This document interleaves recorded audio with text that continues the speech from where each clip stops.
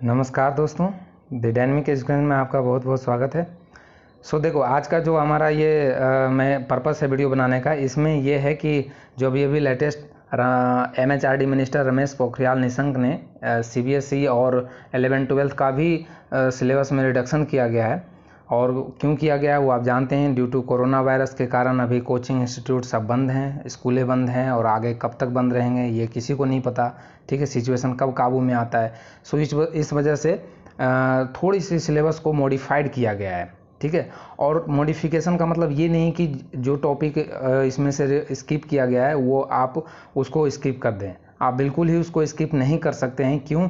क्योंकि सिलेबस में तो रिडक्शन कर दिया गया है। बुकें तो अभी नए छपेंगे नहीं। ठीक है, तो बुकें तो वही NCERT का चलेगा। अब बुक जब उसमें कोई टॉपिक ऑलरेडी है तो उसका एक टॉपिक से दूसरे टॉपिक से लिंकेज होता है, आप जानते हैं। तो आप यदि उस टॉपिक को बिल्कुल ही स्किप कर देंगे तो फिर प्रॉब्लम हो जाएगा, आपको कॉन्सेप्ट क्लियर नहीं होगा। ठीक है, मैं यहाँ तक मानता हूँ कि आप उस टॉपिक को बिल्कुल स्किप नहीं करेंगे। हाँ, जहाँ पे हम 20 क्वेश्चन 30 क्वेश्चन करते थे उसका हम 50% करेंगे। 10 क्वेश्चन या 5 क्वेश्चन तो हम रिवाइज करेंगे ही तक करेंगे। ठीक है, ऐसा नहीं कि हम उस टॉपिक को बिल्कुल ही स्किप कर देंगे। और आपको तो हमारे जो स्टूडेंट, हमारे जो यूजर्स हैं, उनके लिए तो ये अच्छी बात है कि प्रॉब्लम तो उनके लिए है जो अभी पढ़ाई से दूर हट रखे हैं। ना तो वो कोचिंग के आशा पे बैठे हैं कि कोचिंग खुलेगा या स्कूल के आशा पे बैठे हैं। ठीक है, लेकिन हमारे बच्चे, मैंने ऑलरेडी मैथ कंप्लीट पढ़ा चुका है। ठीक है, तो मुझे लगता है कि आपको स्किप करने का कोई ज़रूरत है नहीं। ठीक है, थोड़ी बहुत 1-2 टॉपिक हटाया है तो उसको हटा के आप उसको छोड़ के आप कुछ बड़ी बात नहीं हो जाएगा। हाँ, मैं आपको ये सजेशन दे सकता हूँ कि आप जो टॉपिक को स्किप किया गया उसको आप कम वेटेज दें। मतलब कि उसको आकलन कम करें। 5 क्वेश्चन तो करना ही करना है। हाँ, मैं 30-35 क्वेश्चन जो करते थे वो नहीं करेंगे, बट करेंगे क्योंकि आपको कंप्लीट पढ़ाया गया है। और हाँ, एक चीज़ और कि इसको एग्जामिनेशन में उस टॉपिक से डायरेक्ट क्वेश्चन ना आए लेकिन उससे रिलेटेड आ जाएगा तो फिर आप क्या करोगे। ठीक है, इसलिए मेरा पर्पस ये था कि वैसे तो मैं PDF भी डाल सकता था, लेकिन मेरा पर्पस ये है कि मैं आपको बताऊं कि देखो ये टॉपिक अभी यदि आप छोड़ोगे तो फिर क्या क्या प्रॉब्लम हो सकता है। ठीक है, देखो, पहले हम बात करते हैं जो unit first, second, third, fourth, ये जो है वेटेज की बात करते हैं। तो वेटेज में कोई डिफरेंस नहीं है। वेटेज पहले भी इतना ही मार्क्स का था। नंबर सिस्टम से 6 मार्क्स के आते थे। अलजेब्रा से आपको 20 मार्क्स के आते थे। ज्योमेट्री से 6 मार्क्स के, कोऑर्डिनेट ज्योमेट्री से, और ज्योमेट्री से 15 मार्क्स के, ट्रिग्नोमेट्री से 12 मार्क्स, और मेंसुरेशन 10 मार्क्स, और स्टैटिक एंड प्रोबेबिलिटी 11 मार्क्स। ये कंप्लीट मिलाकर बनते थे 80 नंबर के। ठीक है, तो अभी भी वही है, इसमें कोई चेंजमेंट नहीं है। वेटेज में कोई चेंजमेंट नहीं है। सिलेबस जो यूनिट का वेटेज था पहले, मार्क्स में वही है, उसमें कोई हेर फेर नहीं है। जो चेंजमेंट है वो है सिलेबस में, वो मैं अब आपको बताता हूँ। देखो, नंबर सिस्टम जो रियल नंबर था उसमें आपको टॉपिक पढ़ना था यूक्लिड डिवीजन लेमा। मैं इसको थोड़ा सा जूम आउट कर देता हूँ। देखो, आपको यूक्लिड डिवीजन लेमा पढ़ना था। ठीक है, रियल नंबर वाले टॉपिक में यूक्लिड डिवीजन लेमा को हटाया गया है। ठीक है, आप यहाँ देख रहे हैं। बाकी एज इट इज सेम है। फंडामेंटल थ्योरम ऑफ एंड यहाँ तक रिकरिंग डेसिमल, जो ये आपको टॉपिक दे रहा है, ये कंप्लीट सेम है। बस यहाँ से यूक्लिड डिवीजन लेमा हटा दिया गया है। बाकी ये एज इट इज सिलेबस है। ये ओल्ड सिलेबस है, ये ओल्ड है, और इधर वाला जो है ये न्यू है। ठीक है, पूरे स्लाइड में आपको ऐसे ही मिलेगा। तो आप यहाँ से देख सकते हैं, पहले 15 पीरियड्स का था, अब 8 पीरियड का बना दिया गया है। अब आते हैं अलजेब्रा में। अलजेब्रा ये यूनिट फर्स्ट था। ठीक है, बाकी सब सेम है, बिल्कुल एज इट इज सेम है।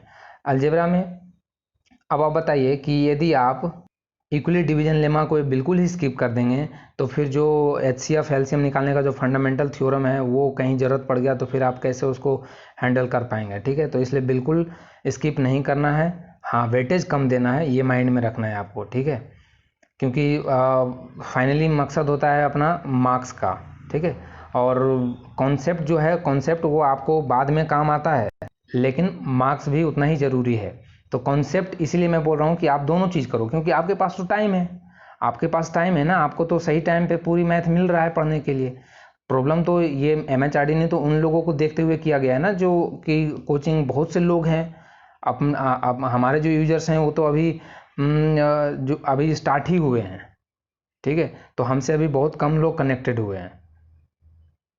इसीलिए मैं आपको वीडियो में बोलता हूँ कि ये जो लेक्चर मैंने रिकॉर्ड किया है, यूट्यूब पे डाला है, इसको आप अपने दोस्तों तक शेयर करें। बहुत सारे ऐसे दोस्त होंगे जिनको जो भी पढ़ाई से वंचित हो रखे हैं, उनको बिल्कुल टेंशन नहीं है, या किसी भी फाइनेंशियल प्रॉब्लम से कुछ भी क्राइसिस हो सकता है अभी के टाइम पे, सो उनको आप हेल्प करें।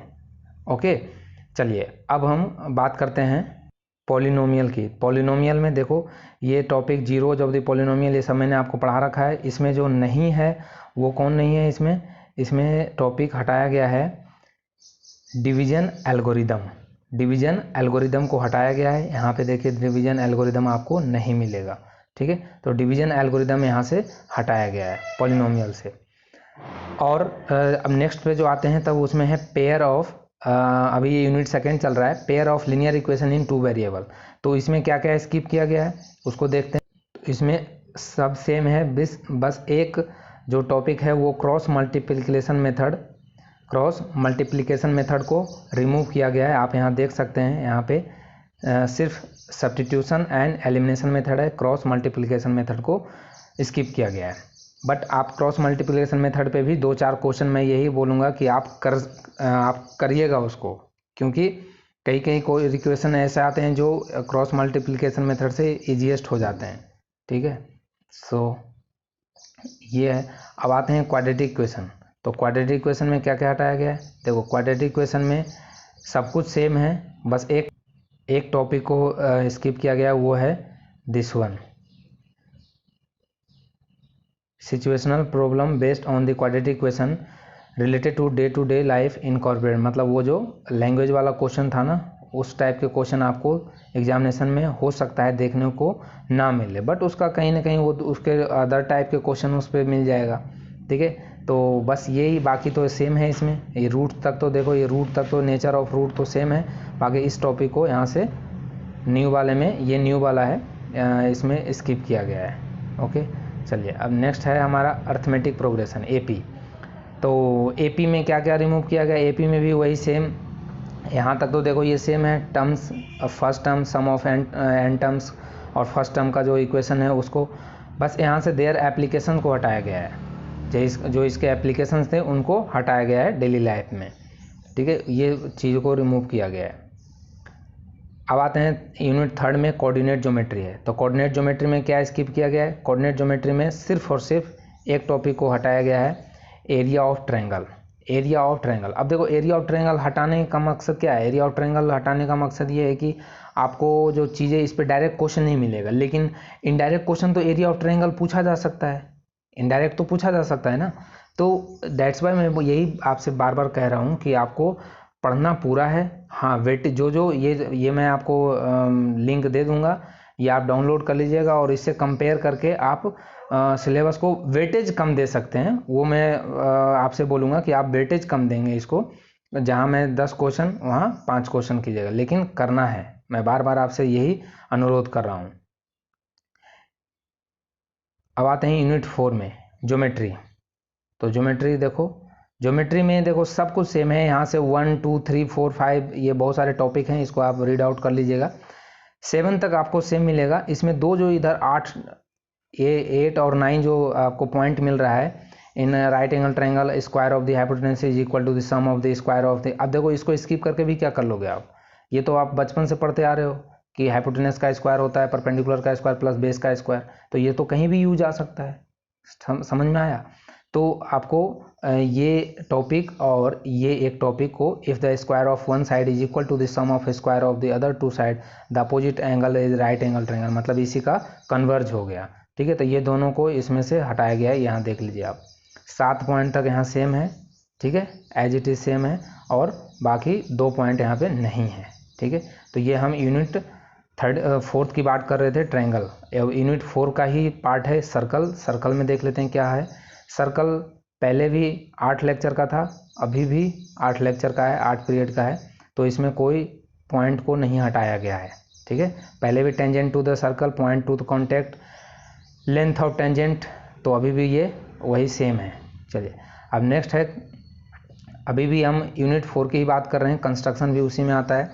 तो इसमें आपको एक टॉपिक यहाँ से हटाया गया है, construction of triangle similar to given triangle. कोई एक ट्रायंगल दिया होता था, उसके कंपेयर में आपको एक नया ट्रायंगल उसी के मतलब रेशियो में, ठीक है।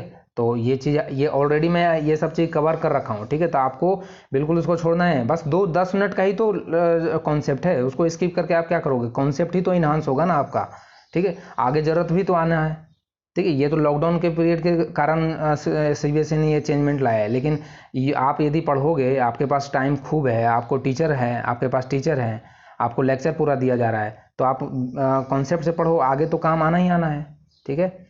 और जितना अच्छे से पढ़ोगे क्वेश्चन को, इतना ही एंजॉय करोगे आप। देखो, तो इसमें से ये टॉपिक हटा दिया गया है, ठीक है। 2 टॉपिक यहाँ पे सेम है और थर्ड को रिमूव किया गया है।